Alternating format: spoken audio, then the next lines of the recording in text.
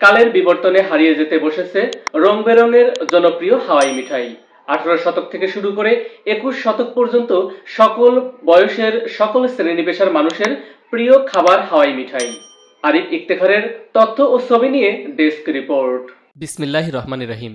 প্রিয় দর্শক, আজ আপনাদেরকে 3 শতাব্দীর জনপ্রিয় খাবার হাওয়াই মিঠাইয়ের উত্থান পাথান সম্পর্কে জানাতে যাচ্ছি।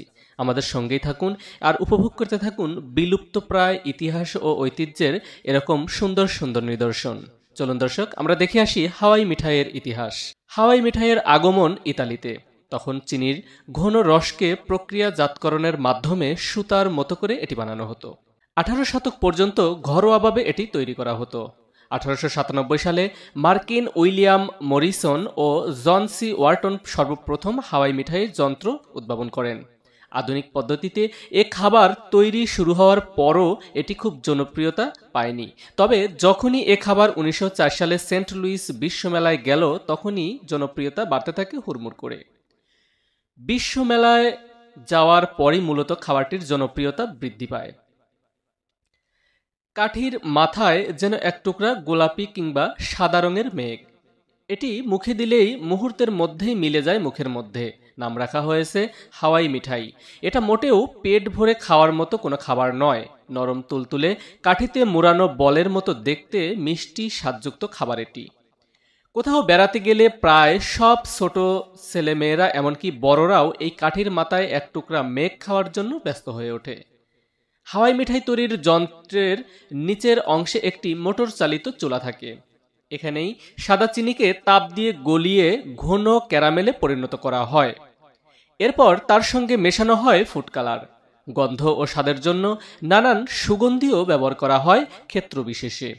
যন্ত্রের উপরের অংশে মোটরের সাহায্যে একটি চাকার তীব্র বেগে ঘুরতে থাকে।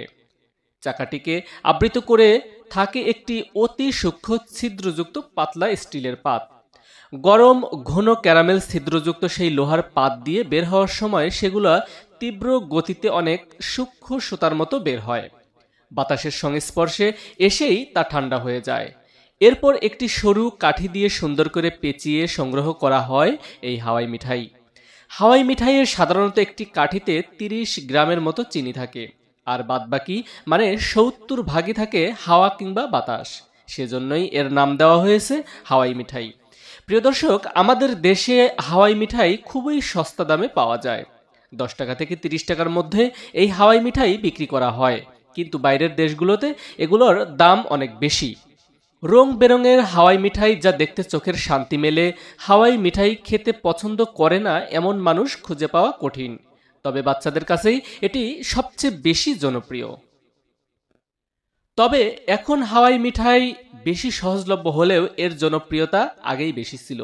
আগের দিনে কোনো জায়গায় হাওয়াই মিঠাইওয়ালার হাক ডাক পেলেই বাড়ির ছোট ছেলে মেয়ে থেকে শুরু করে বড়রাও এই খাবার কিনতেন। হাতে টাকা না থাকলে বাড়ির পিতলের পুরানো জিনিসপত্র, কাপড় বা অন্য কিছু দিয়ে কেনা হতো এই হাওয়াই মিঠাই। তবে এর স্বাদ আগের মতোই অতুলনীয়ই রয়েছে। সময়ের সঙ্গে সঙ্গে হাওয়াই মিঠাইয়ের কিছু পরিবর্তন এসেছে।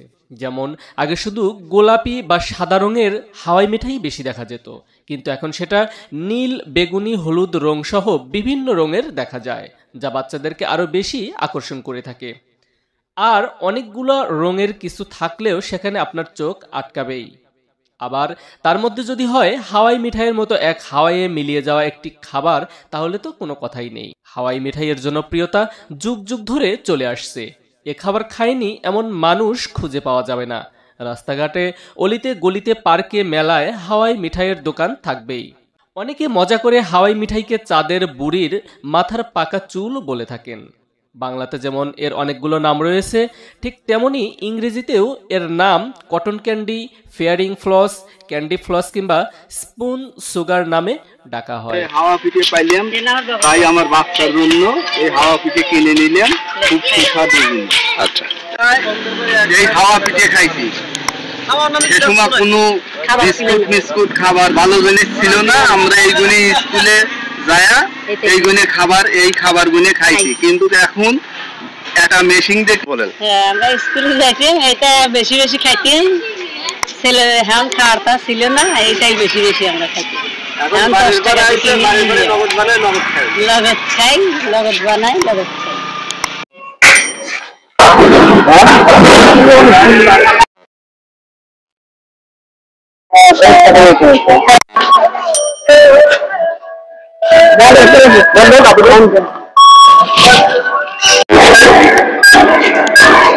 আমি যাওয়ার পথে বাইক নিয়ে যাচ্ছিলাম, তো যাওয়ার পথে এটা দেখা যায় না বললেই চলে, অনেক খোঁজাখুঁজি করা হয় বা মাঝে মাঝে মন চাই যে এগুলা দেখার জন্য, বাচ্চারা আছে, ছোট বাচ্চারা আছে, তো দেখলাম রাস্তার মাঝে দেখলাম, তো বাচ্চাদের জন্য বাসায় নিয়ে যাচ্ছি।